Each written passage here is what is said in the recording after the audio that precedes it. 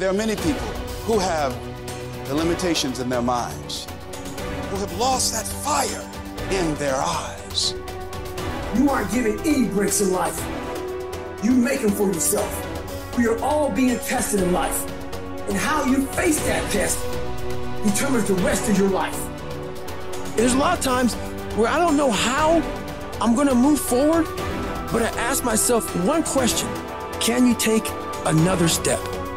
And that answer is always yes. Wherever focus goes, energy flows. So why don't we tap into that power now for your business and life? The part of beginning to get unstuck, you've got to decide that the behavior pattern that you have adopted doesn't work for you. You've got to change your strategies, and changing your strategy means reinventing your life, recreating you, and you have the power to do that. You want to take responsibility for your life. You can decide that you're going to change, that you're not going to be a wimp. I got me here, I can get me out of this, and I'm getting out. It's not easy reaching your dreams. It's not easy to achieve a happy and fulfilled life. It's not easy getting up every day, fighting, going through the daily struggles, getting rejected constantly, getting laughed at all the time, going through trials and tribulations, facing the pain of defeat over and over again. It is not easy, but if you do it, it is worth it. See, when people ask you, say, how you doing? Even if you're having some difficult times, say, I'm blessed and highly favored. Because anytime you wake up and you don't have a white chalk outline around your body, it's a great day. You got to tell yourself that no matter what gets in my way, I'm going to keep going. I'm going to keep moving. I'm going to keep winning. I'm going to keep surviving. It's everything that you want, because you went through that pain of that journey. It felt like he wanted to just knock you down and say, you know what? You can't do it. Understand that it's going to be trials and tribulation. That we'll have storms, but they will have sunshine after the rain. But that depends on you and how bad do you truly want it. Nothing in life will hold you back if you trust in yourself and you trust in the process. And at the end of this race, guys, you're going to be more capable. Through that effort, builds the character of the person you want to be at the end. Accept that. And so I say to you, it's possible you can live your dream. If it's becoming a diamond, if it's having more, it's achieving more, it's possible you can live your dream. It's necessary that you have a plan of action, that you're resilient, that you stick to, that you have the vision and never give it up, that you become creative and relentless and keep on coming back again and again and again, and that it's you that you got to take personal responsibility to make it happen. And when life knocks you down, jump back up and say, it's not over until I win.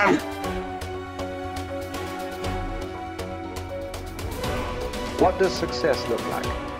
What does it take?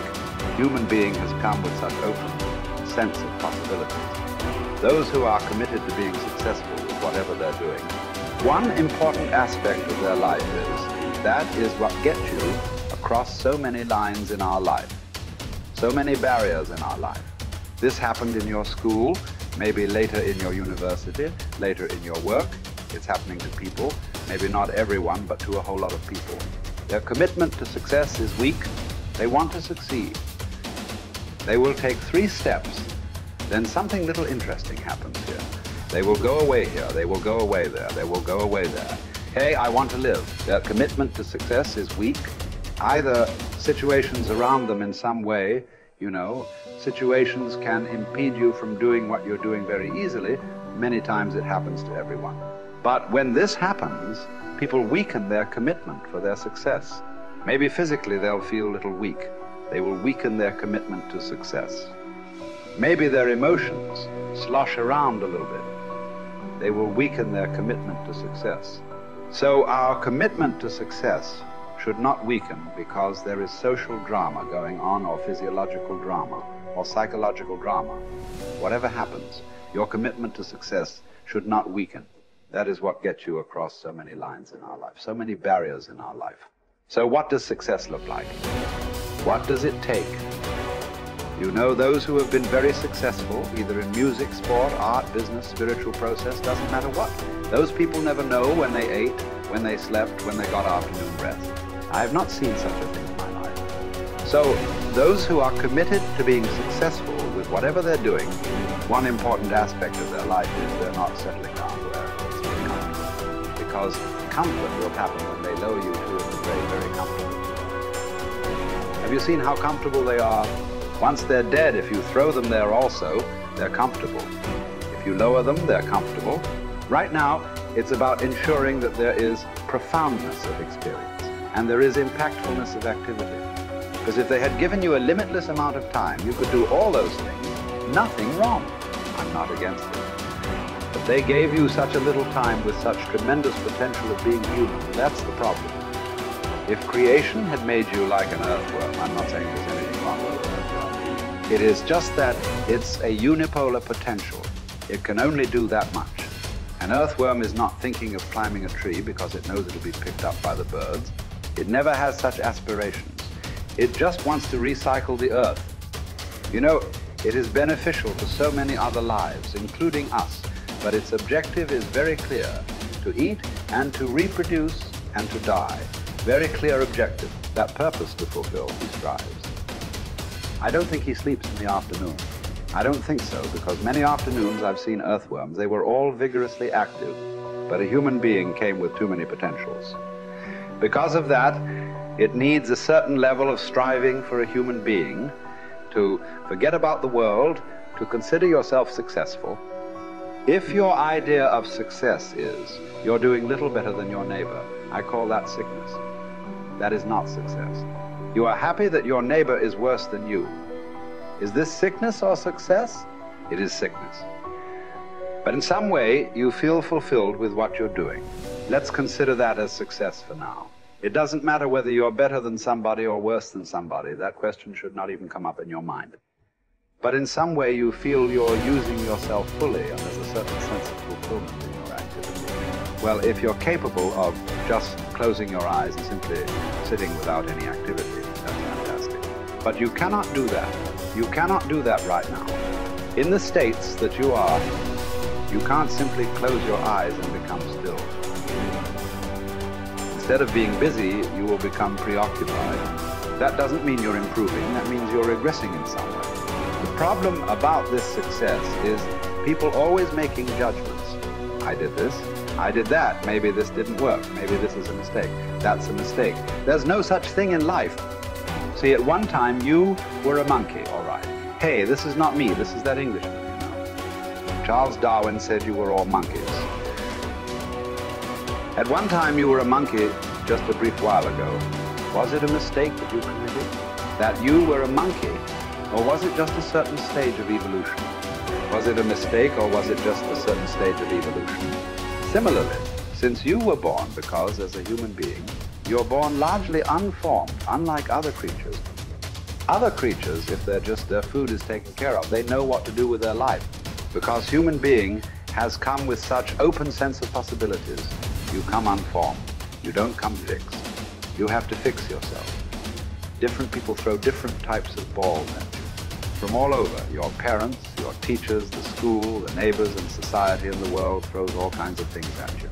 To gather all this muck and make something worthwhile out of yourself is your business. That's your success. It doesn't matter whether somebody thinks you're worthwhile or not. You feel you are a worthwhile life. Good enough for now. World may not recognize. It doesn't matter. But you know you are worthwhile.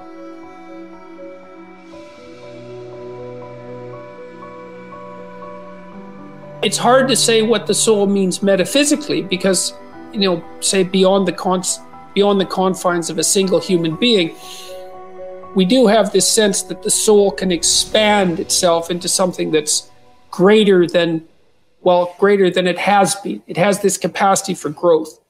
And we do have the sense that the soul can expand itself to the point where it's enlightened, for lack of a better word, that it's working as efficiently as possible to transform everything that's unnecessarily painful and malevolent about the world into what's positive and good.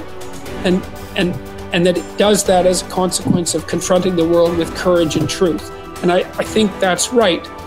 And I do think that means that the soul participates in something eternal, which is the attempt of being itself to transform what's unnecessarily painful and malevolent into what's good, and that human beings actually do participate in that, and that that's part of the reason that our ancient tradition insists that we're made in the image of God.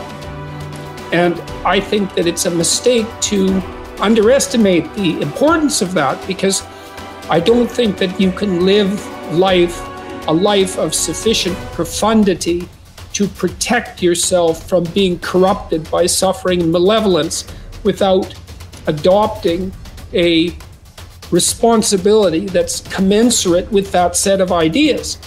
I think that you either orient yourself upward, to the star above the horizon, and try desperately to improve the structure of being, or you work at counter purposes to it and make things worse. I don't think there's a middle ground. In fact, to the degree there is a middle ground, it tilts towards the negative, because people who try to occupy the middle ground generally try to accrue the benefit, let's say, without adopting any of the risk. And that's not acceptable, not helpful. So that's a soul to me.